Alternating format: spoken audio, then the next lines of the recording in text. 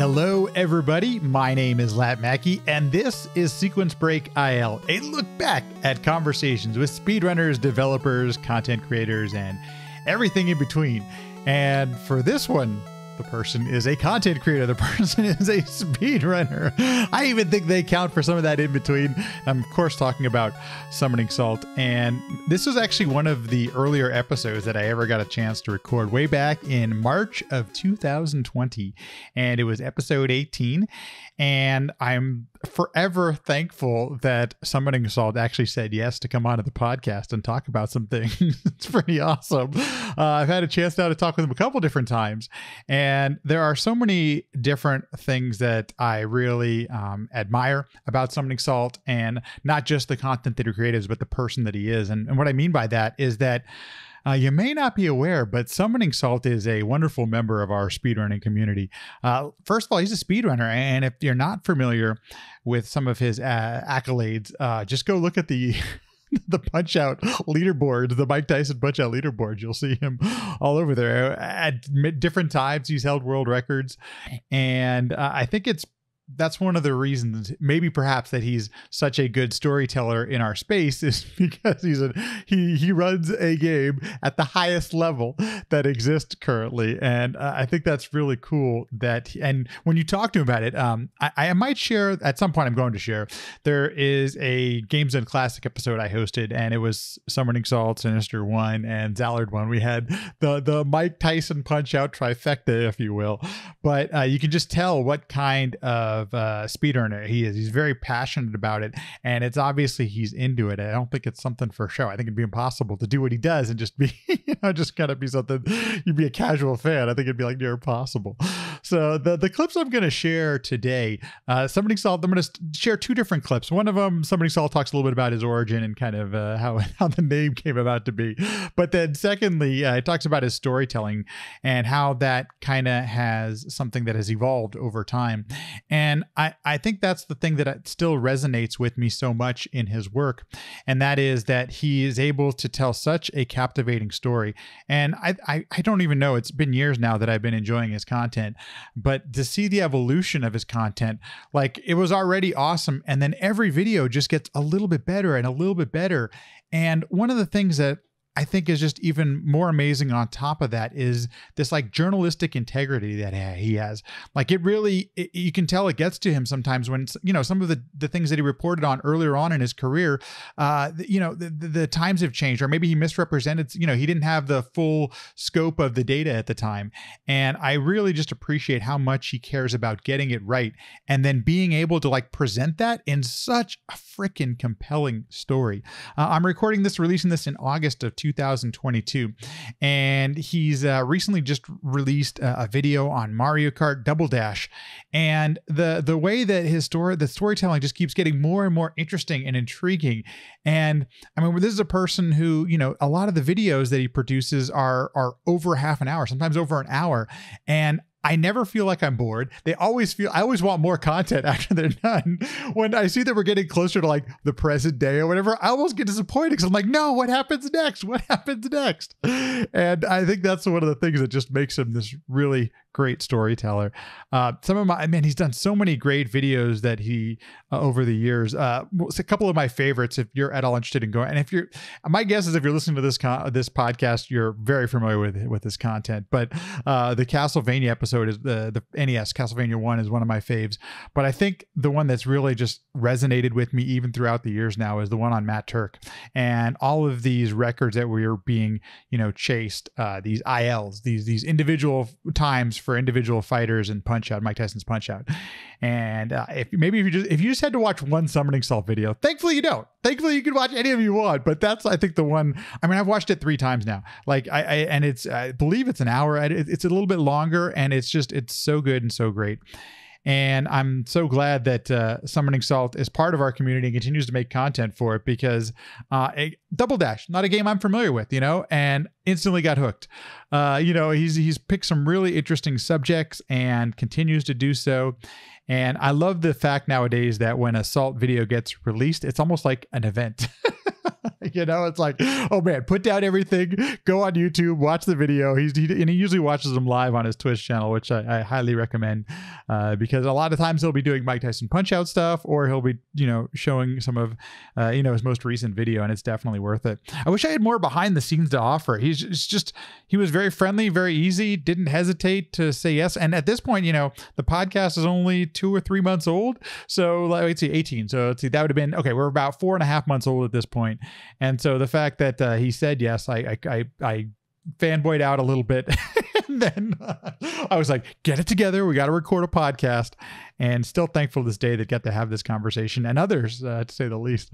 And something you also may not know about Summoningsalt is how active he is in our community.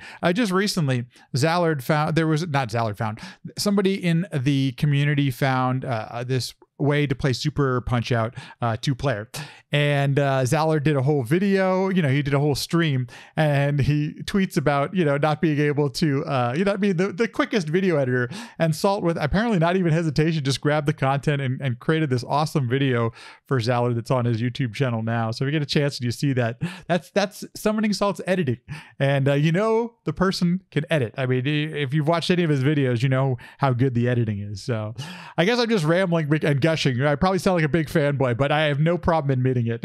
I'm such a huge fan. So anyway, also when we're looking back at these IL episodes, these individual level episodes, the overlay, the stream looks a little bit differently. It probably sounds a little bit differently. Remember, this is 2 years ago now from recording this, and I continue to experiment with the look of the podcast. I could probably put a little more effort into it sometimes.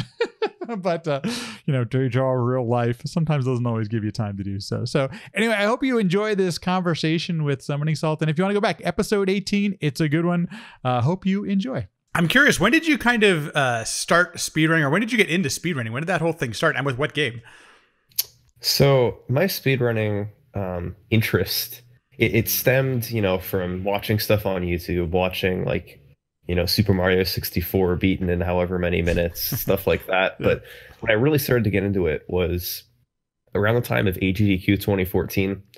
I watched a handful of those runs when they happened live, and then I realized that a lot of those runners actually streamed on their own accounts. And there were 3 channels that I watched originally. I didn't have a Twitch account. I didn't really know how to get to their streams easily, so all I did was I had those links memorized, and I just checked them every day to see if any of them were streaming. And those 3 channels were Andrew G, who Super Mario Bros. Record holder, Sinister One, who played Mike Tyson's Punch-Out, and Mitch Flower Power, who is the Mario 3. Watched him do a lot of warpless back then. So and I watch all 3 of those guys still today, and it's really cool. That's just kind of how I got into it, was just by watching them. And then that turned into me being like, okay, I wonder if I can do what they're doing. Let me try playing Super Mario Bros. Quickly. And I tried it, and I had a lot of fun with it, and it just took off from there. It's great to hear some of the inspirations behind some of these things, because specifically those games and those runners come up quite a bit in people's influence. And I think part of it obviously has to do with the fact that they were streaming back in 2014, that's when I first started watching games done quick as well. And so it's kind of the things that sparks a lot of imagination and creativity in us. But is there a run that perhaps you remember from early on, or something that you were just like, it sounds like you have these specific runners. Were those the kind of games that you wanted to attempt and to try to speedrun? Well, to answer the first part of that, any runs that I remember vividly, I remember, so I made a video about Mitch's, well, I guess it wasn't just Mitch, but about the Super Mario Bros. 3 any percent warpless record. Mm-hmm. And there's a part in the video where I talk about Mitch got the first ever early hammer no hands run, which is like a fancy term for basically meaning he got really, really, really good luck. Yes. And the reason I talked about that run so much in the video is because I think that is the first world record I remember seeing live, and I remember getting really excited by it, and I was like, oh my god, this is so cool. I gotta do everything speedrunning now. This is so amazing. And I remember being hyped myself, like more than Mitch was almost. It seemed that it was crazy. But and then of channels, the 2 games that I started really running were Super Mario Bros. Because it was short and easy and I could play it easily, and Punch-Out actually came a while later because it's definitely a tougher run to learn, and the origins of that for me were basically just saying, okay, I've seen Sinister One play this game so many times now. I wonder if I can try doing some of the things he does because I've seen it so much. And yeah, I just practiced and practiced and practiced, and it built from there. When did you kind of get interested in content creation, and what led you to create your first world record progression video? It all ends up coming back to Punch Out. If you go on YouTube and type in Sinister One Piston Honda 2 Strategy Evolution, you will find this hour-and-a-half long video by Sinister One where he talks about the evolution of the world record on Piston Honda 2 character and Punch Out over the course of like 10 years, how people brought it lower. But the way he did it was just on a live stream. He showed all these different videos. He talked about the strategies, went on for over an hour, and then he had a Q&A at the end for like half an hour. So it was really interesting to me as a Punch-Out runner hearing all this stuff, but I recognized that probably most people wouldn't be too interested in it. And then I realized, okay, I don't know how to video edit, but if I learned and if I was to make a video just like this, but condense it down and only have the interesting stuff, like the fights themselves and quickly talking about the strategy, I could probably make this whole video in 15 minutes and it would be quite a bit more interesting to the average viewer. So I did that for Mike Tyson, the last fight in the game. I talked about that fight's world record history. And after I made it, I got really, really positive feedback and about 4,000 views on YouTube, which at the time was just insane for me. I was like, whoa, 4,000 people watched that and liked it. That's amazing. And long story short, after I made a bunch of others, that video is at about 1.1 million views today. So it caught on. It's crazy to hear that you didn't have any experience or that you had to teach yourself video editing and everything, because one of the things I think is pervasive throughout all of the videos I've watched that you've produced, the storytelling is really strong. The elements of introducing it and making it easy for anybody to understand, whether you're a speedrunner or not, are just really strong. And I've watched the video you're talking about. I think I've watched probably all of your videos more than once, and those elements still existed. Did you think about how to construct a story or anything like the storytelling elements of that while you were doing this, or was this just something to get the information? Like, what was kind of your approach early on?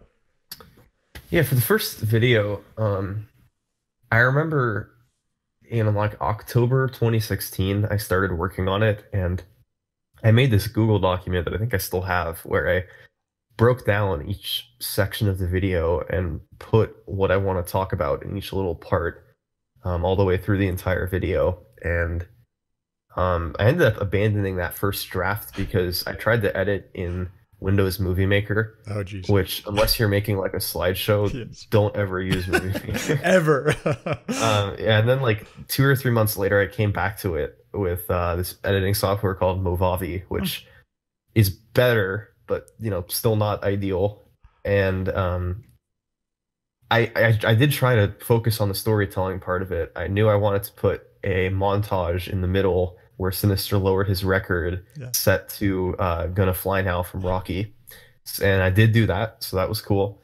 But a lot of it, I think I developed over time from making so many of these videos and just deciding, okay, I think this part would be cool if I just had it fade in silently and just showed what happened at the end and showed his reaction. And over the course of 3 years now of trial and error, I think I figured out how to, really tell a good story. There are many things that I think work so well in all the videos, but one of the things that I like that you do as well is that you do show some of the challenges, and also at times you show some of the near misses. And I really appreciate it because it really shows kind of and highlights sometimes the struggles of speedrunning, and sometimes where we come so close. And like just recently, I died on the last hit of the last boss on Rondo of Blood, and it's like I can feel the pain that sometimes some of these runners go through. How do you go about researching this, and how long does that process take? The research for my videos has also evolved over time. Like when I first started, my third video was on Super Mario 64, and that was the first video that I actually didn't already have the whole history in my head, because I had seen Mario 64 runs, but I didn't know the history.